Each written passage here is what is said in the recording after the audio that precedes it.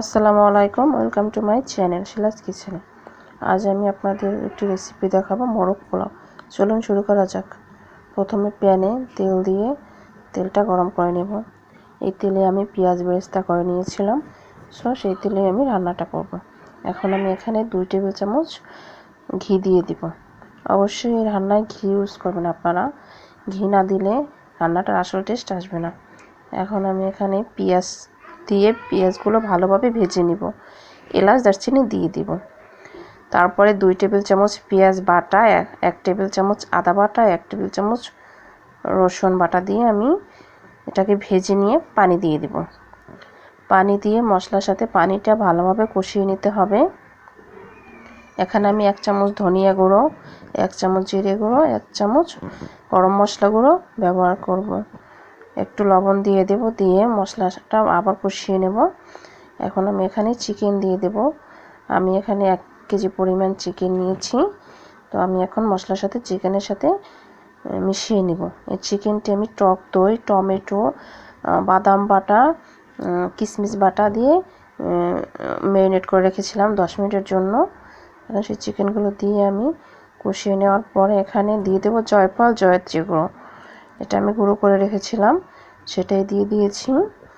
তারপরে এটাকে আমি আরও ভালো করে মিক্সড করে এখানে আমি দুধ দিয়ে দিব। এখানে আমি 1.5 কাপ পরিমাণ দুধ দিয়ে দিয়েছি।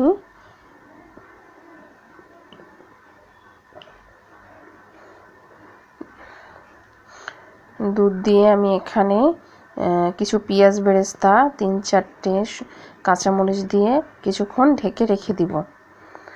ঢেকে রাখা হয়ে গেলে আমার চিকেনটা প্রায় সিদ্ধ হয়ে গেছে। যখন আপনার পানিটা টেনে যাবে, মশলাটা মাখো মাখো হয়ে যাবে, তখন আমার চিকেন রেডি হয়ে যাবে। তো আমি আরও কিছুক্ষণ কষিয়ে নামিয়ে নিলাম।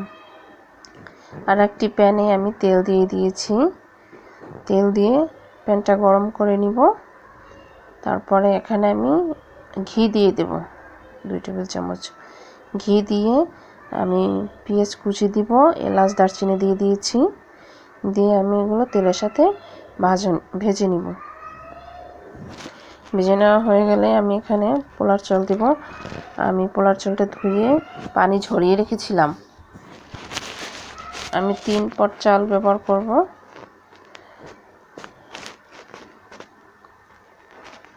আমি চালটা দিয়ে এখন তেলের সাথে ভেজে নেব।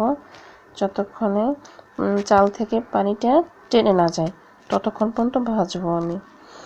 ভেজে এখানে আমি পানি দিয়ে দেব পরিমাণ মতো। পানি দিয়ে নেড়ে চেড়ে আমি ঢাকনা দিব। ঢাকনা দিয়ে রেখে দেবো কিছুক্ষণ, যতক্ষণ পর্যন্ত চালটা 80% সিদ্ধ হয়ে যাবে ততক্ষণ পর্যন্ত। আমি চালটা 80% সিদ্ধ করব, পুরো 100% সিদ্ধ করব না। যখন আমার 80% সেদ্ধ হয়ে যাবে তখন এখানে আমি দিয়ে দেব যে মুরগিটা আমি রান্না করেছিলাম সেটার মশলাগুলো।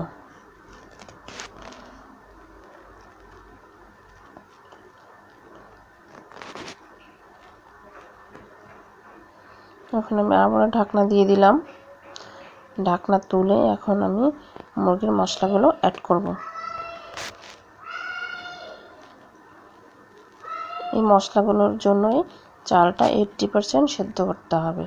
ফুল সেদ্ধ হয়ে গেলে গলে যাবে চালগুলো। এখন আমি এগুলো চালের সাথে মিশিয়ে নেব।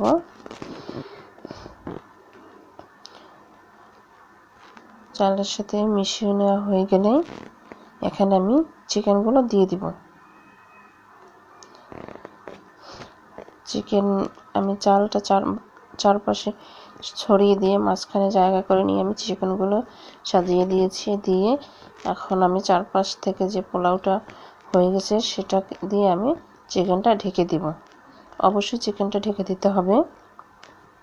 আপনারা তো কিছু চাল পোলাও তুলে নিয়ে আপনারা চিকেনটা দিয়ে দিতে পারেন, চারপাশে ছড়িয়ে নিয়েও দিতে পারেন, আপনাদের ইচ্ছা। এখন আমি পুরো চিকেনটা ঢেকে দেব পোলাও দিয়ে, যাতে বের হয়ে না থাকে।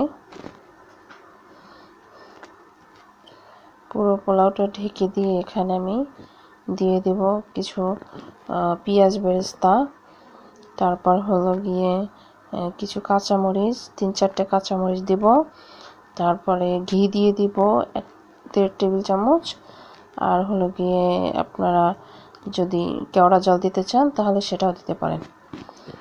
আর ডিমগুলো দিয়ে আমি ঢেকে রেখে দেব 10 মিনিটের জন্য, দমে থাকবে। তো দমে রাখার পর আমি ফিরে আসব।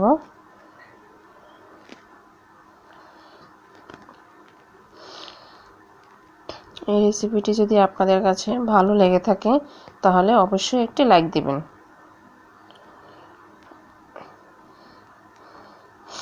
তো আমার রান্না রেডি হয়ে গেছে। আপনাদের যদি ভালো লাগে থাকে অবশ্যই শেয়ার করবেন আর সাবস্ক্রাইব করে পাশের বেলটি বাজিয়ে দিয়ে পাশে থাকবেন।